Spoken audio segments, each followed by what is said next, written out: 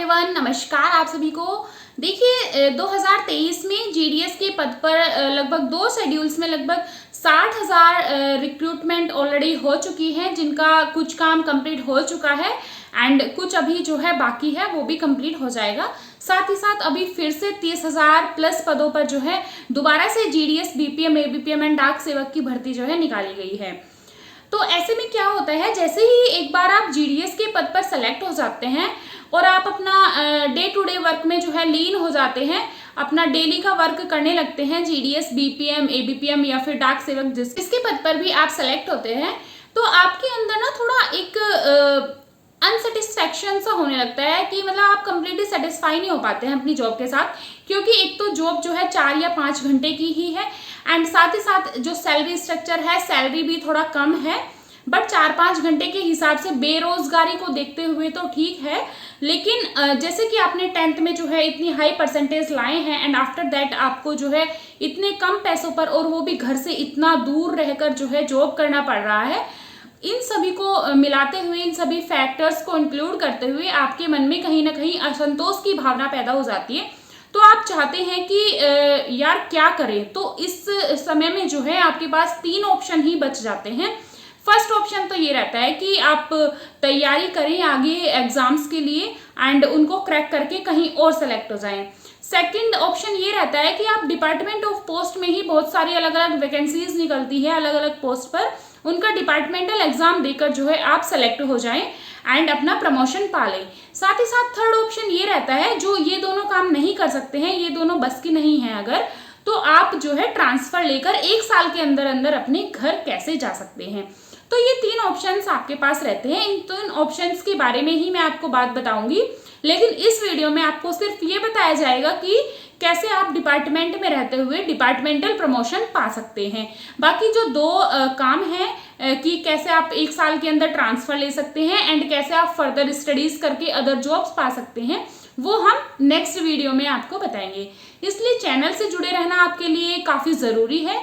Channel से जुड़े रहिए और फर्दर जो है अपडेट पाते रहिए। जीडीएस के रिगार्डिंग सभी अपडेट्स आपको यहाँ पर प्रोवाइड कराई जाती है, आपको अच्छी अच्छी इंफॉर्मेशन से जो है अवगत कराया जाता है, बिल्कुल एकदम ऑथेंटिक न्यूज से।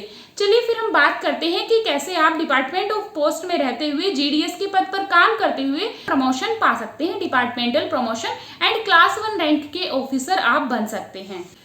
देखिए जो सबसे पहला प्रमोशन होता है जीडीएस के लिए, वो होता है कि अगर आप एज अ जीडीएस बीपीएम हो या एबीपीएम हो या फिर डाक सेवक के पद पर आप अगर काम कर रहे होते हैं और आपने लगातार जो है 3 साल जीडीएस की जॉब कर ली है, तो आप एग्जाम दे सकते हैं एमटीएस के लिए।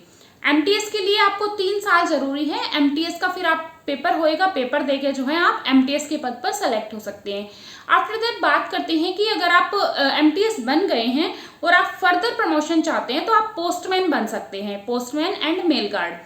तो उसके लिए आपको जो है एमटीएस के पद पर 2 साल काम करना अनिवार्य है। जैसे ही 2 साल आपको पूरे हो जाएंगे एंड फॉर्म निकलेंगे पोस्टमैन के, तो आप पोस्टमैन का फॉर्म देकर जो है आप एग्जाम देकर पोस्टमैन बन सकते हैं। अब बारी आती है कि कैसे आप पोस्टमैन के पद पर रहते हुए पोस्टल असिस्टेंट बन सकते हैं, क्योंकि जो नेक्स्ट प्रमोशन होता है वो पोस्टल असिस्टेंट के लिए होता है। तो जैसे ही आप पोस्टमैन में अगर 3 साल काम कर लेते हैं, तो आप postal assistant and sorting assistant का जो एग्जाम रहता है, डिपार्टमेंटल एग्जाम, उसको देने के लिए एलिजिबल हो जाते हैं और उसको देकर जो है आप postal assistant and sorting assistant बन सकते हैं। फर्दर बात आती है कि आप कैसे पोस्टल असिस्टेंट, शॉर्टिंग असिस्टेंट के पद पर रहते हुए इंस्पेक्टर बन सकते हैं, जो कि अपने आप में 4600 ग्रेड पे की जॉब है एंड काफी अच्छी इसमें आपकी सैलरी हो जाती है। तो इसमें आपको postal assistant and sorting assistant के पद पर आपको 8 साल काम अवश्य करना होगा, तभी आप इंस्पेक्टर का पेपर देने के लिए एलिजिबल हो पाएंगे एंड पेपर देकर आप इंस्पेक्टर बन जाएंगे। ठीक है। बट कुछ जीडीएस कैंडिडेट्स होते हैं कि उनको ये प्रमोशन अगर नहीं मिल पाते हैं, तो जीडीएस से डायरेक्ट आप पोस्टमैन भी बन सकते हैं। उसके लिए आपको जीडीएस में 5 साल काम करना होगा। आफ्टर दैट आप एग्जाम देकर पोस्टमैन का एग्जाम क्वालिफाई करके पोस्टमैन बन सकते हैं। साथ ही साथ अगर आप चाहते हैं कि जीडीएस से आप डायरेक्ट पोस्टल असिस्टेंट या शॉर्टिंग असिस्टेंट बन पाए, उसके लिए भी ऑप्शन है। उसके लिए आपको जीडीएस में 8 साल काम करना होगा and after that postal assistant का पेपर देकर आप पोस्टल असिस्टेंट बन सकते हैं। ये सभी जो है डिपार्टमेंटल एग्जाम ही होते हैं और इतने ज़्यादा ये जो है टफ भी नहीं होते हैं। मतलब जैसे आप आजकल के पीढ़ी के बच्चे हो तो आप इजीली जो है क्रैक कर पाओगे, क्योंकि कट ऑफ भी काफ़ी हाई जाती है जीडीएस की, तो ब्रिलियंट बच्चे ही इसमें लिए जाते हैं, इसलिए आप इजीली इन एग्जाम्स को क्रैक कर सकते हैं। इसलिए आप मतलब ये मत समझिए, डिमोटिवेट ना हो कि हाँ हमें छोटी जॉब मिली है, जीडीएस की जॉब मिली है, ऐसा बिल्कुल ना सोचिए। जीडीएस की जॉब पर रहते हुए देखिए, जीडीएस की जॉब बहुत ही कम स्टेज पे मिल जाती है, मतलब कम एज रहती है आपकी, तो आप अगर अच्छे से मेहनत करेंगे तो इंस्पेक्टर आप काफ़ी जल्दी बन सकते हैं। और इंस्पेक्टर बनना अपने आप में ही एक काफ़ी अच्छी बात है आज के कंपटीशन को देखते हुए।